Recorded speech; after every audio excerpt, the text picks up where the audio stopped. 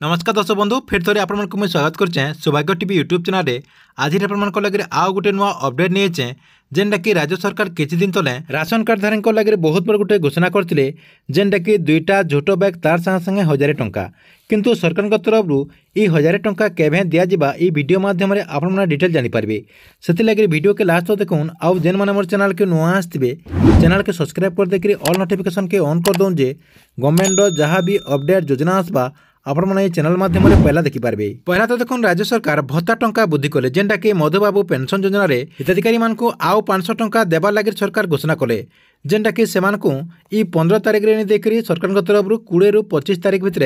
सबु हिताधिकारी मानकु सरकार तरफ ई भत्ता टंका आपनकर आगरु जति टंका पाउथिले तार संगे संगे एक्स्ट्रा 500 टंका देवा लगे सरकार तरफ